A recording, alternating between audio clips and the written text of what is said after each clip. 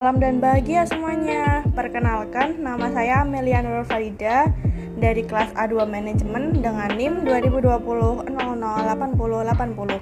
Di sini saya akan membahas tentang penggunaan cashless payment pada pembelian produk minuman Kumikti di Gelagasari, Yogyakarta. Apa sih cashless payment itu? Yuk, mari kita simak. Apa sih pengertian dari cashless payment? Cashless payment adalah pembayaran non-tunai atau tanpa menggunakan uang tunai. Cashless payment ini sangat memudahkan pengguna untuk melakukan transaksi, yaitu menggunakan uang elektronik, sehingga tidak ada kontak fisik dan bisa dilakukan dengan jarak jauh.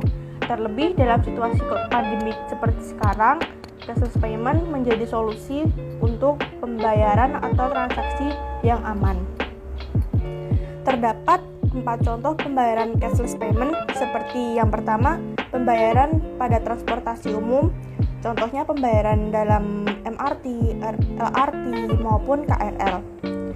Zaman sekarang pun, bis-bis seperti bis Trans Jogja, Trans Solo itu juga bisa menggunakan pembayaran yang cashless atau menggunakan e-money. Selanjutnya, belanja online. Pembayaran belanja online bisa dilakukan dengan sebuah saldo mengendap, seperti saldo ShopeePay dan saldo GoPay. Biasanya, pembayaran akan langsung diproses tanpa kita harus membayar dulu ke gerai Indomaret maupun Alfamart terdekat. Jadi kita bisa melakukan pembayaran di rumah. Pembayaran ini sangat cepat, praktis, dan aman. Selanjutnya, belanja dengan kartu kredit. Biasanya, pada mal-mal besar atau pusat swalayan besar, pembayaran dengan kartu kredit bisa dilakukan.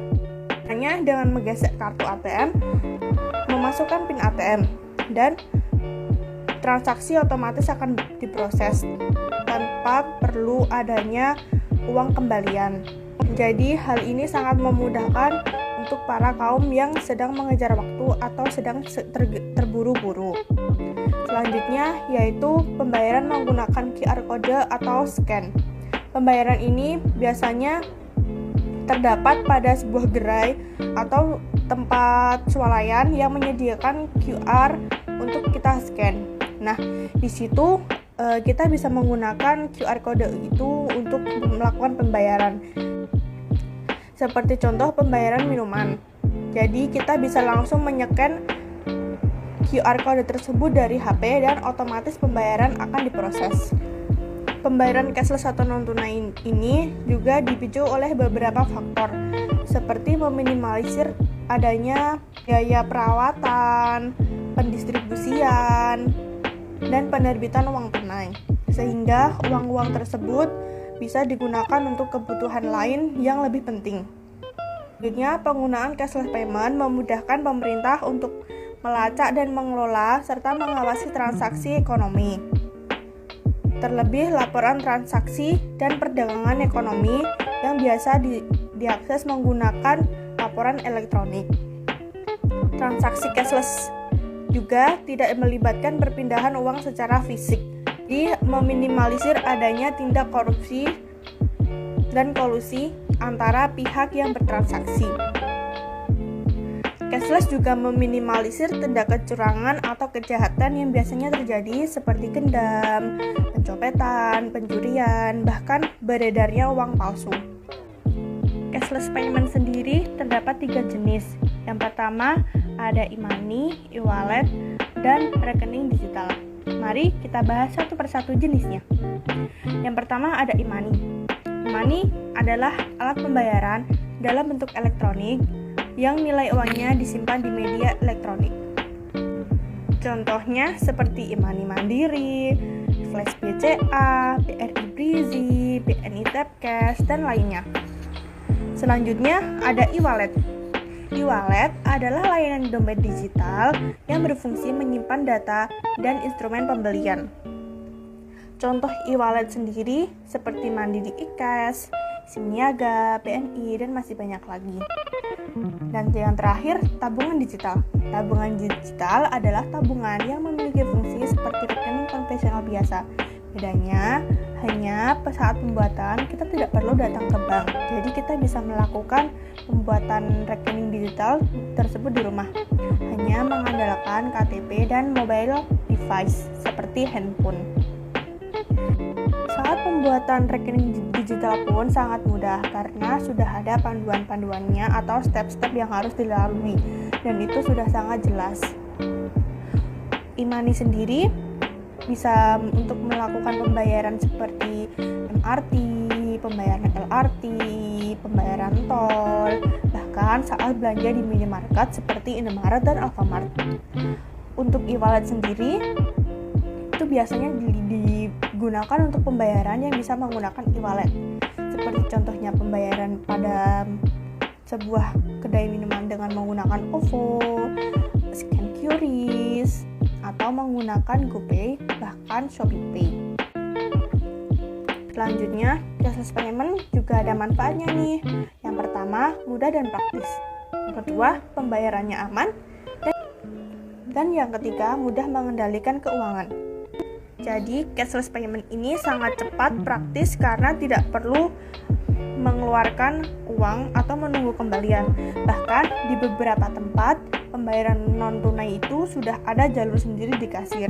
Jadi kita tidak perlu repot-repot antri. Kalaupun antri, itu tidak akan lama dengan yang antri pembayaran tunai. Dan pembayaran ini sangat aman karena biasanya pembayaran ini harus memasukkan PIN atau menggunakan fingerprint. Cashless payment sendiri terdapat beberapa kelebihan. Yang pertama, menghemat waktu dan praktis. Yang kedua, meminimalisir tindak kriminal. Yang ketiga, tidak perlu antri lama. Yang keempat, banyak promo dan tidak perlu kembalian. Dan yang terakhir, lebih mudah mengatur keuangan atau pengeluaran. Cashless payment sendiri juga ada kekurangannya, seperti pelanggan jadi lebih boros atau berperilaku lebih konsumtif. Yang kedua, rentan cybercrime atau hack akun e-wallet kita. Lalu, terbatas penggunanya, artinya tidak semua kalangan atau umur bisa menggunakan cashless payment karena memerlukan pemahaman teknologi yang lebih. Selanjutnya, kita masuk ke studi kasus. Pertama, profil Kumikti. Apa sih Kumikti itu? Jadi, Kumikti itu UMKM yang bergerak di bidang penjualan minuman kekinian seperti boba, Thai tea, serta minuman berbasis fresh milk, bahkan Yakult. Kumikti adalah usaha waralaba atau franchise yang dikembangkan atau pertama kali buka pada tanggal 8 Oktober 2021 di Gelagasari, Warung Boto, Umbul Harjo, Yogyakarta. Kumikti bisa didapat dengan cara datang langsung atau order langsung ke store maupun melewati aplikasi online seperti Gojek, Grab, Shopee Food. Bahkan jika kita membeli 5 piece atau 5 minuman, maka akan ada kurir online yang mengantarkan sampai rumah kita. Tak hanya itu, Kumikti juga bisa melakukan pembayaran dengan tunai maupun non-tunai. Nah, di Kumikti sendiri itu diterapkan beberapa sistem informasi manajemen seperti penggunaan mobile device untuk pencatatan pesanan serta menggunakan struk otomatis. Jadi, pelanggan datang lalu memilih minuman yang akan dipilih. Setelah itu, pencatatan minuman tidak manual lagi atau tulis tangan, melainkan langsung ke device yang sudah terhubung dengan mesin struk. Jadi nanti otomatis struk akan dicetak. Selanjutnya, pesan online melalui aplikasi. Nah, untuk aplikasinya sendiri seperti Grab, Gojek, maupun Shopee Food. Biasanya, pelanggan akan memilih pesanan melalui aplikasi tersebut, lalu kurir akan datang ke outlet Kumikti dan pembayaran bisa dilakukan melalui via tunai maupun non-tunai oleh Gojek itu sendiri maupun Shopee Food. Dan untuk pelanggannya sendiri bisa menggunakan uang tunai maupun non-tunai. Dan yang terakhir, pembayaran cashless atau non-tunai. Di Kumikti sendiri disediakan QR code atau QRIS yang bisa di-scan langsung dari beberapa aplikasi e-wallet.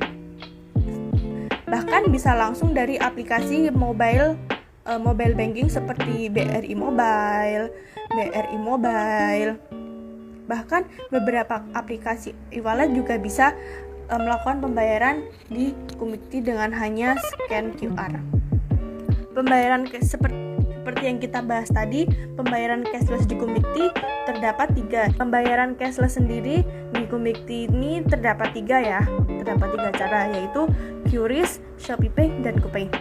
Seperti yang kita lihat di layar ini salah satu contoh pembayaran menggunakan QRIS. QRIS itu pembayaran dengan hanya kita scan dari aplikasi mobile banking maupun e-wallet. Nah, kita tidak perlu lagi untuk mengantri atau menunggu kembalian. Bahkan dari sisi penjual pun tidak perlu menyediakan kembalian. Untuk ShopeePay-nya sendiri itu bisa transaksi pada saat pembelian langsung dari aplikasi Shopee-nya maupun pada saat datang langsung ke store. Begitu juga dengan GoPay, itu bisa digunakan saat kita membeli dari aplikasi GoFood maupun datang langsung ke store. Selanjutnya yaitu sistem pembayarannya di Kumikti. Yang pertama, pelanggan datang dan memilih beberapa menu yang tersedia. Menu tersebut banyak sekali dan berbagai macam. Menu ini didominasi oleh minuman fresh milk maupun boba. Setelah pelanggan memilih pesanannya, selanjutnya kasir akan menginput pesanan.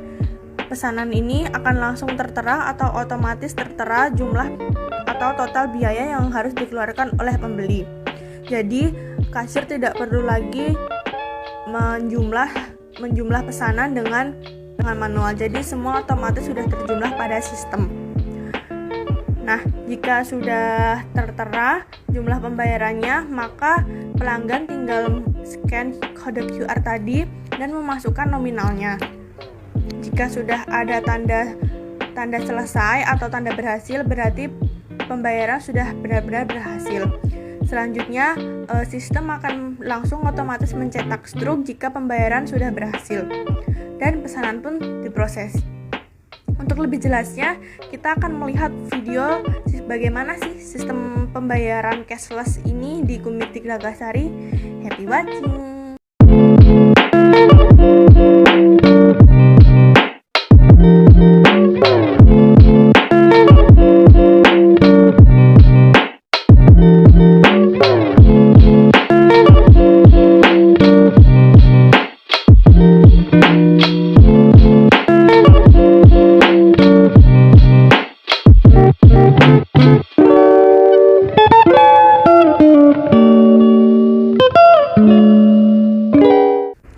Nah, gimana tadi videonya? Bagus kan? Dan sangat mudah kan? Selanjutnya, pembahasan penggunaan cashless payment pada minuman kekinian Kumikti. Setelah dilakukan observasi dan wawancara dari beberapa customer yang datang, di Kumikti Nagasari menghasilkan data yang menunjukkan kebanyakan pengunjung lebih memilih menggunakan cashless payment atau non-tunai. Dan saat pembelian online melalui aplikasi seperti Gojek dan ShopeeFood, pelanggan lebih memilih membayar dengan non-tunai. Selain faktor pembayaran yang cepat dan praktis, faktor lain seperti banyaknya promo di aplikasi tersebut membuat pelanggan lebih memilih menggunakan pembayaran cashless. Dari sisi penjual pun juga merasakan efektivitas cashless seperti tidak perlu adanya uang kembalian dan uang tersebut langsung otomatis menjadi saldo mengendap atau saldo tetap. Penjual pun tidak perlu menghitung pendapatan dan pendapatan per hari sudah langsung otomatis terhitung. Pembayaran cashless ini juga meminimalisir tindak kecurangan dan pencurian. Pembayaran cashless juga mempunyai kekurangan, yaitu jika pelanggan tidak mempunyai paket data, maka pembayaran tidak bisa diproses. Tidak jarang juga pelanggan baru pertama kali melakukan pembayaran cashless, sehingga masih kesusahan atau minimnya pengetahuan teknologi. Pada scan QR code pun harus tepat dan pas, jika tidak maka pembayaran tidak bisa diproses. Selanjutnya, kesimpulan dari materi hari ini, pembayaran cashless atau non-tunai ternyata masih banyak kelebihan dan kekurangannya dari sisi penjual maupun dari sisi pembeli. Pembeli juga bisa mendapatkan diskon pembelian jika membayar cashless. Bahkan pelanggan sengaja membayar cashless karena mengejar promo atau mencari promo. Tidak sedikit juga promo itu ada minimal belanjanya, seperti minimal belanja 30.000 atau 50.000 itu promo baru bisa digunakan. Dengan adanya pembayaran cashless ini sangat berguna dan efektif, apalagi pada situasi pandemi saat ini yang mengharuskan orang melakukan jaga jarak Di era yang perkembangan teknologi ini, mungkin pembayaran cashless akan diterapkan pada semua sektor industri, tidak hanya pada sektor perdagangan. Sekian presentasi materi saya pada kali ini. Jika ada salah-salah kata, saya mohon maaf. Wassalamualaikum warahmatullahi wabarakatuh. Terima kasih.